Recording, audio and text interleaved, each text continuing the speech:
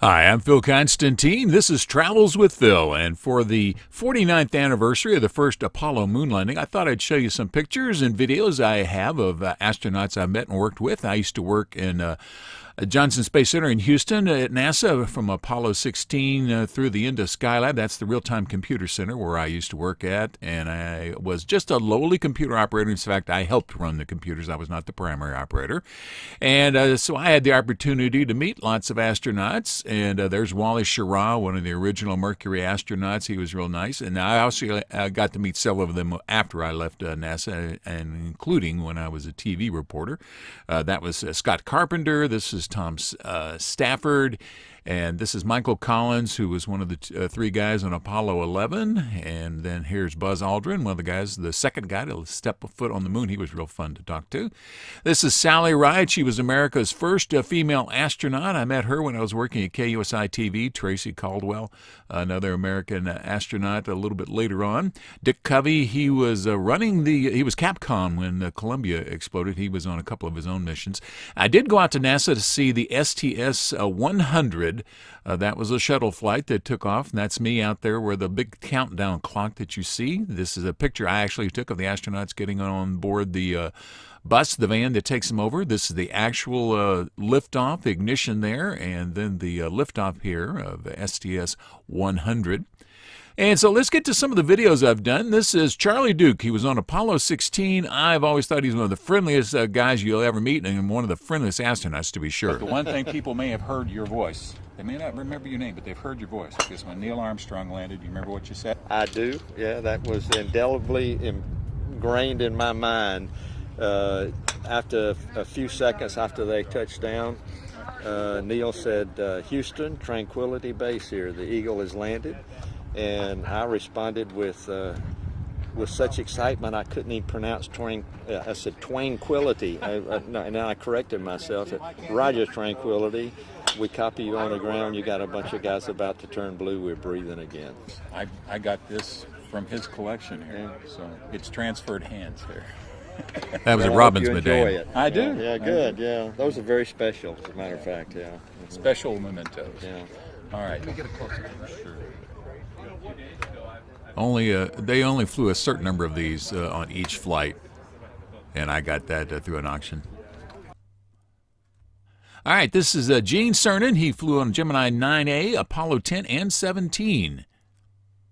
What's this? I ran computers. Phil Constantine was at MSC. He started This is at you? That's Apollo me. 16 This back is in the you. day. Back in the National day. Night Space. Where were you? Are you down in Houston? He was in I Houston. Phil, Gene Cernan. That you record that, would you please? Let me put a number under that. There you go. Now, I ran the computers downstairs from where you were. You did? Yeah. This is Gene Cernan we're talking to. Flew on Gemini, flew on Apollo twice. He's one of three men who've actually been around the moon twice. On the moon, too. You've been on the moon, too. Okay.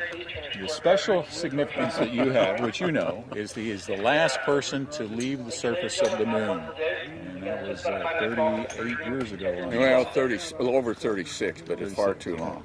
Yeah. Far too long. Well, I remember talking to you in the 80s, and that was when it was about 20 years, and you said you couldn't believe it had been 20 years. So now it's been almost 40.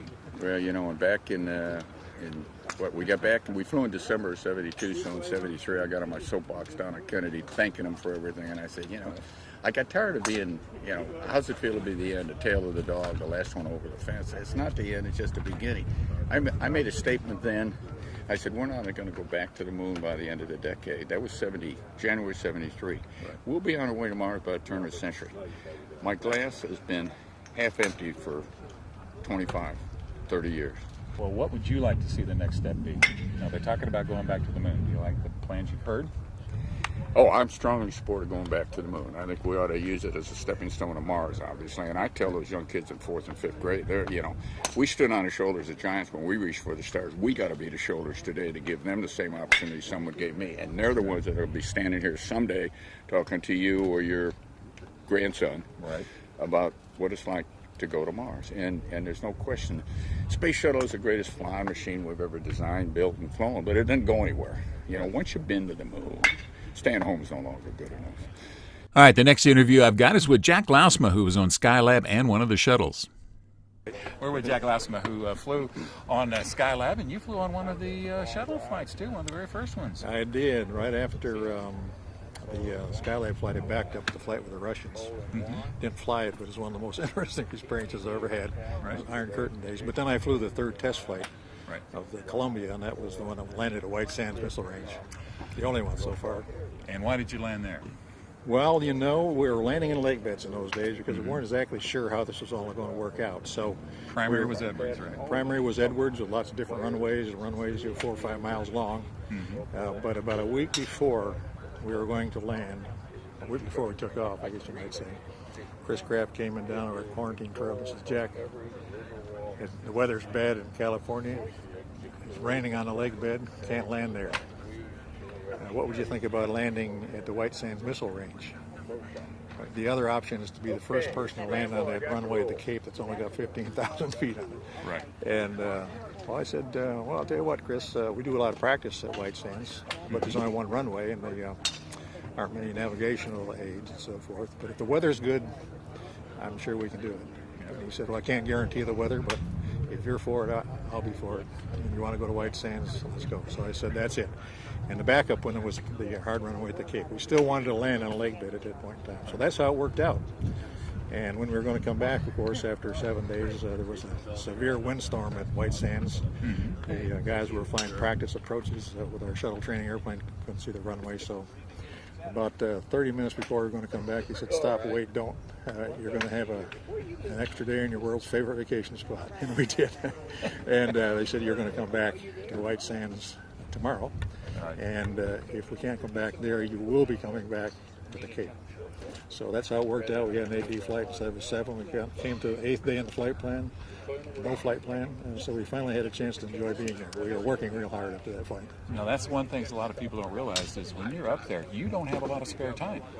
When you go into space, you do it so seldom. You want to make sure you use every minute and capitalize on being there. If you could stay awake all night, you'd do it. Really nice guy. All right, I went out to see if I could see a shuttle land. This would be STS-55, I believe. 1993. I was out there with my daughter, Sarah. Anyway, it just flew right over us. We were told it wasn't going to be coming in, so we weren't ready. But that's the real space shuttle flying overhead. That's the Columbia. Hey, there it is. Way out there, they're doing stuff. Ooh, a little moving room there to the left. It's moving away. That's the astronauts leaving out there. A little bit better view. Edwards Air Force Base. This is Edwards Air Force Base. That's the Columbia. And last but not least, Jim McDivitt. He was on Gemini 4 and Apollo 9. 22-year Air Force career, and I had a 23-year business career. So 10 years of my Air Force were with NASA, so I've done a lot of other things in my life. You want to know how to build railroad cars? I'm good at that. Okay, well, you work for Pullman. Right. Not, more than work for it, you were one of the bosses of it. Yeah, I ran Pullman Standard. That was a lot of fun. Right. Yeah. And then I was in the utility, gas and electric utility business for a few years. Then I worked for Rockwell and Defense Electronics. I did a lot of their engineering stuff, and you know, I just had a good life. In your space career, your career working for NASA, you have any favorite moments? Or least favorite moments? Take it that way. No, probably the niftiest thing was when we got Apollo 13 back in one place. I was the spacecraft program manager after I left astronautics. So I ran the Apollo spacecraft program for 12, 13, 14, 15, 16. So we had a lot of interesting things on those lunar landings.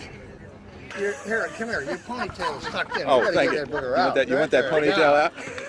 Now we're trying to be secretive here. Yeah, okay. They don't know I'm Chinese. I mean, they don't know that I'm Cherokee. I thought you were gay. All right, that's done. You got That's that on the... You got that on there? We got that on there. That's going on my personal file. Okay. Thank you very much for watching this video. Please feel free to leave comments down below as long as the language is family friendly. And if you would like to subscribe to my channel, just click on the button over on the right-hand side. Thank you very much.